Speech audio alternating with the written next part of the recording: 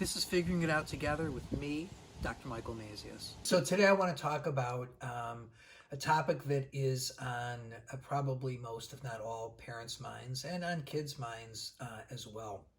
And that is back to school.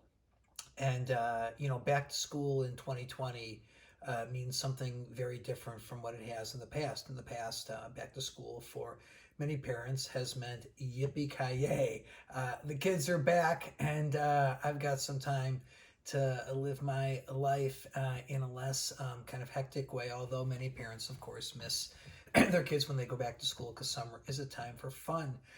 And kids, too, oftentimes when back to school rolls around, have a mix of feelings. They're excited to go back. They're excited to see their friends. Many of them probably are dreading going back to homework. But this year, obviously, it's different. And so I find from talking to parents and kids, the question is, what is it going to look like?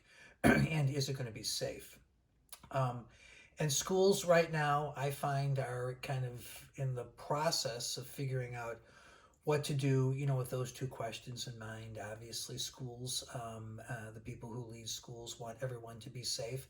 And at the same time, they want, their students to get a quality education. So I'm going to really talk about three things today very briefly. One is what specifically are kids, parents concerned about, worried about, and two, what to do. I said three, but really I'm going to talk about two things.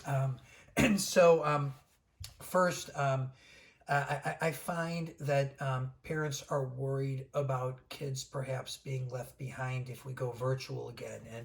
And that means falling behind academically, socially, and emotionally. And I find, interestingly, many kids of all ages are worried about getting sick, or even more, bringing the virus home and getting their loved ones sick. And these, of course, I find are real concerns. So the question is, how do we as parents deal with this, in a way that promotes our children's mental health? So there are just some points I want to make that I hope you'll think about, that you're probably already thinking about, which I hope will resonate. One is, we want to tune into our kids. We want to find out, what really is on their minds, what they're excited about and what they're worried about. And then two, we want to think about, what our kids need. Some kids, need to be pushed. So if the school is providing options like a virtual option or an in-class option, some kids who say they don't want to go really do want to go, and parents usually know their kids best. So we know that if we push them some, they'll be glad that we did. And some kids really are afraid, and if they go, will find themselves in too anxious of a state to concentrate and learn and produce. And so those kids, I would argue, need to stay home.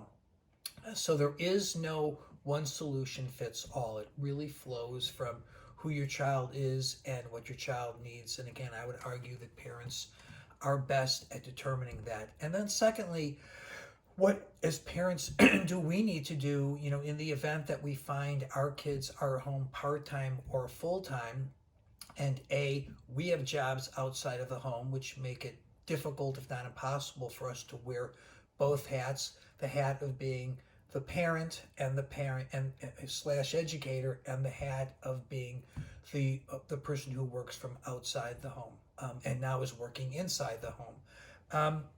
So we need to we need to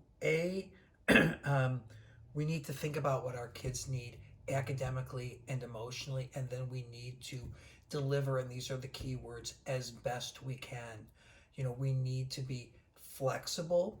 We need to be good to ourselves. We need to be kind to ourselves. We should not be beating up on ourselves if we feel like we're not doing a good enough job of educating our kids and meeting their academic and emotional needs.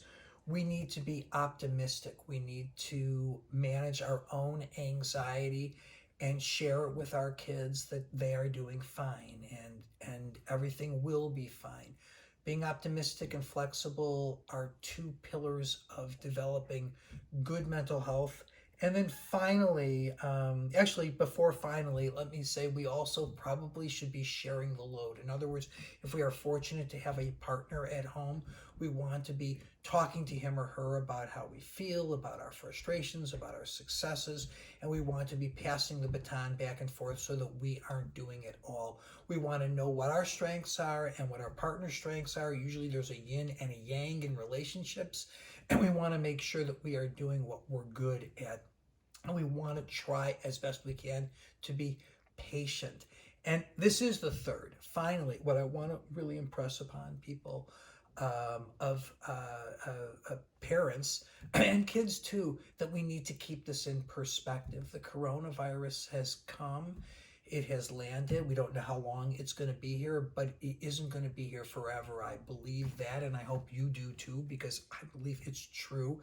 And so if our kids do miss out on experiences they've come to enjoy and cherish over the years, this isn't a forever proposition, and even if they miss out on some academic development and some social emotional development, I truly believe that they will catch up. So we need to keep this in mind.